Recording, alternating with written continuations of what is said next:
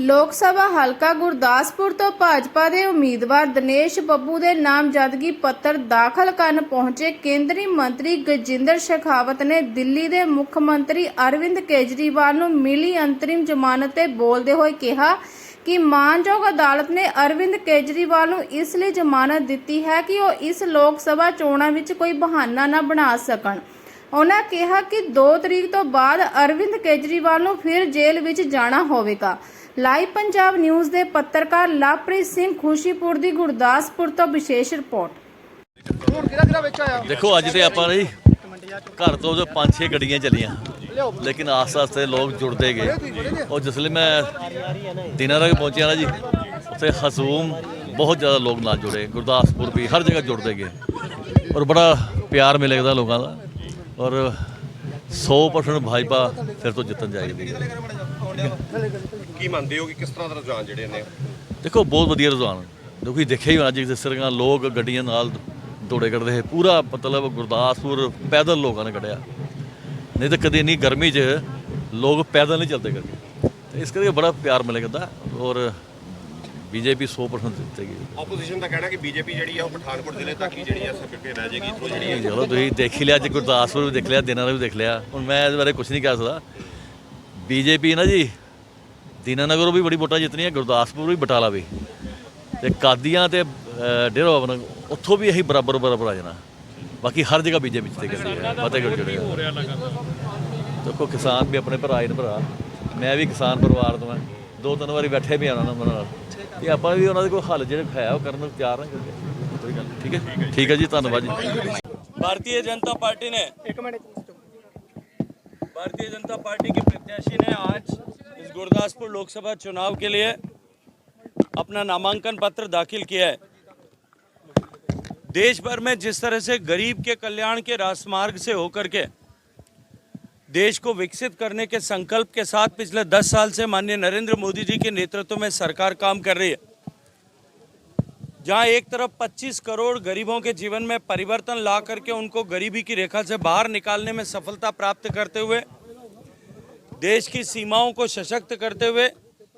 देश को आर्थिक गतिविधियों का विश्व का केंद्र बनाने में सफलता जिस तरह से मिली है, आज पूरा भारत और विश्व इस बात पर विश्वास कर रहा है कि भारत अब विकसित हो सकता है और विकसित होने की दिशा में सबसे तेजी से बढ़ने वाला देश है। विकसित भारत की आधारशिला रखने के लिए पूरा भारत एक बार फिर नरेंद्र मोदी जी के नेतृत्व में प्रचंड बहुमत के साथ सरकार बने और अब की बार 400 के पार हो, इस लक्ष्य के साथ में चुनाव के मैदान में उतरी भारतीय जनता पार्टी को समर्थन कर रहा है। पंजाब में हमारी नई शुरुआत है, पहली बार 30 साल के बाद हम अकेले चुनाव के मैदान में लोकसभा के इस समर में जिस तरह से पंजाब में भारतीय जनता पार्टी के प्रत्याशियों को अभूतपूर्व समर्थन मिल रहा है, मुझे लगभग 5-6-7 लोकसभा क्षेत्रों में जाने का अवसर मिला है। जिस तरह से जनता एक नया फैसला करने की दिशा में आगे बढ़ रही है,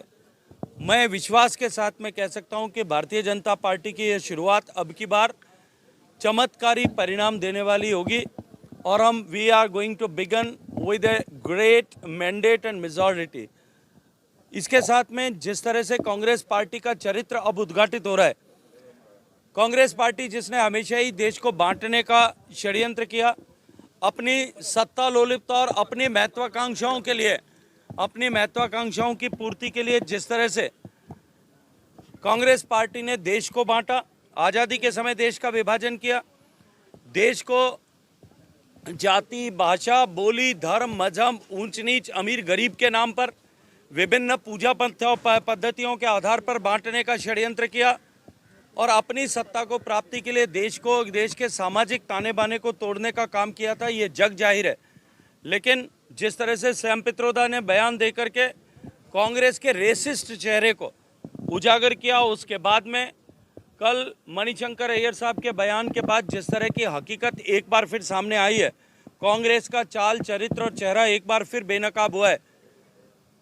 जिस तरह से पाकिस्तान के साथ में मिलीभगत, चीन के साथ में अंडरस्टैंडिंग कांग्रेस के नेताओं की और कांग्रेस के नेताओं के रेसिस्ट चेहरे को जिस तरह से अब जनता ने देखा, जाना और पहचाना है, एक बार फिर देश की जनता अब ये पहचान चुकी है, ये मान चुकी है कि अगर भारत प्रगति कर सकता है, विकसित हो सकता है, तो केवल और केवल भारतीय जनता पार्टी के नेतृत्व में हो सकता है। आम आदमी पार्टी जो पार्टी विद डिफरेंस का नारा लेकर के, ईमानदारी का नकाब ओढ़ करके, लबादा ओढ़ करके देश की जनता के सामने आई थी,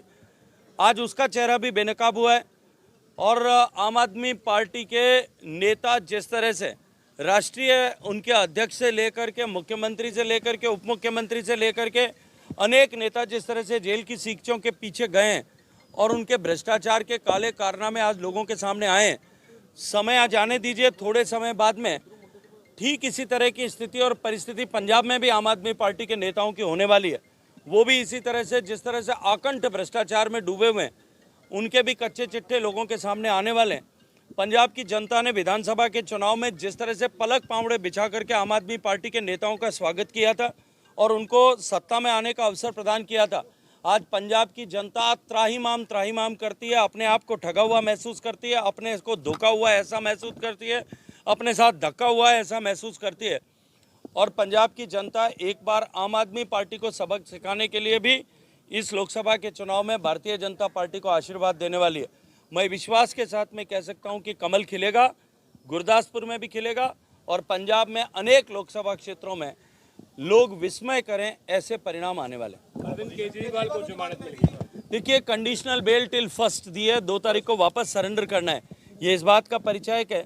कि इस लोकतंत्र के महापर्व में न्यायालय ने अरविंद केजरीवाल चुनाव में ये बहाना न ले सके, मात्र इसके लिए उनको 5 दिन की मोहलत दी है। उनको उनके